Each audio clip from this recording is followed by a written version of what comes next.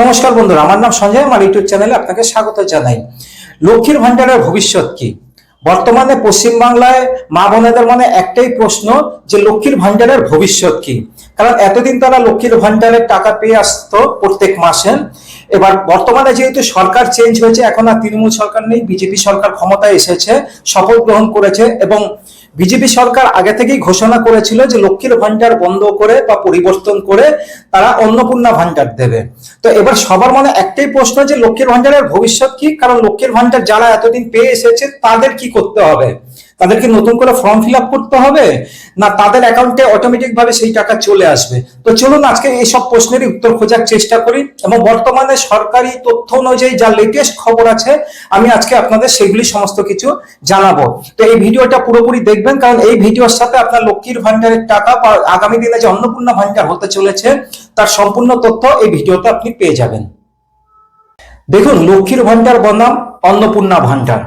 দেখুন, বিজেপি সরকার ক্ষমতায় আসার আগে থেকেই ঘোষণা করেছিল এবং বিজেপি সরকার এখন ক্ষমতায় চলে এসেছে। তারা আগেই বলেছিল যে লক্ষ্মীর ভান্ডার যেটা দেওয়া হচ্ছে সেটার নাম তারা পরিবর্তন করবে, সেটার নাম পরিবর্তন করে করা হবে অন্নপূর্ণা ভান্ডার এবং সেইখানে ভাতার যে পরিমাণ সেটাকেও বৃদ্ধি করা হবে।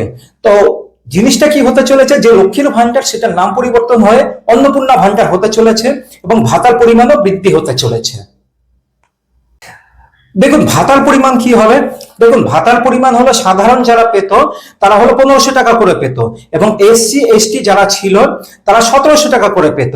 কিন্তু বিজেপি সরকার আগে থেকেই ঘোষণা করেছিল যে এই যে পরিমাণটা যেটা আপনি টাকাটা পেতেন মাসিক ভাতা, সেটা 3000 টাকা করা হবে। অর্থাৎ যেটা 1500 বা 1700 টাকা করে পেতেন সেটা 3000 টাকা হয়ে যাবে। এবার সবার মনে একটাই প্রশ্ন, পরিষ্কার করে স্পষ্ট করে বলুন যে লক্ষ্মীর ভান্ডারের টাকা কি বন্ধ হয়ে যাবে? দেখুন, যারা এতদিন লক্ষ্মীর ভান্ডারের টাকা পেত তাদের কিন্তু ডাটাবেস সরকারের কাছে আছে।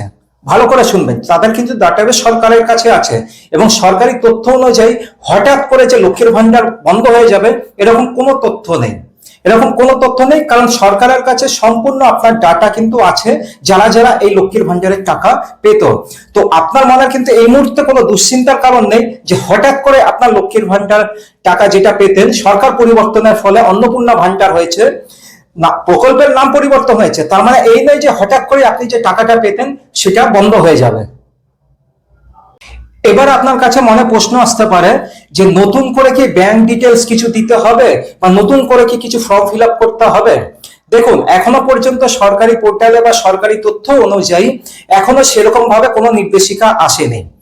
ভালো করে শুনবেন, এখনো সেরকম ভাবে কোনো নির্দেশিকা আসেনি। কিন্তু এইটা হতে পারে যে যেভাবে সরকার পরিবর্তন হয়েছে এবং অন্নপূর্ণা ভান্ডার নাম নিয়ে নতুন প্রকল্প চালু হতে চলেছে, তো এখানে যেটা হতে পারে কেওয়াইসি হতে পারে। এবার কেওয়াইসি মানে কি?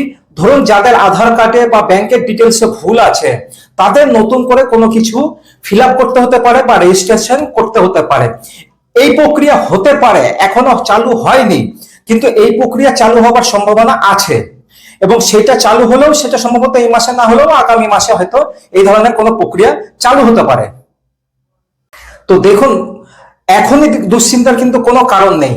যারা এতদিন ভাতা পেয়ে আসছিলেন লক্ষ্মীর ভান্ডারের টাকা তাদের দুশ্চিন্তার কোনো কারণ নেই। হ্যাঁ, যাদের আধার লিঙ্ক ঠিকঠাক নেই অথবা ব্যাংক ডিটেলসে ভুল আছে তাদের জন্য নতুন ভাবে কেওয়াইসি বা ওই ধরনের কোনো কিছু চালু হতে পারে।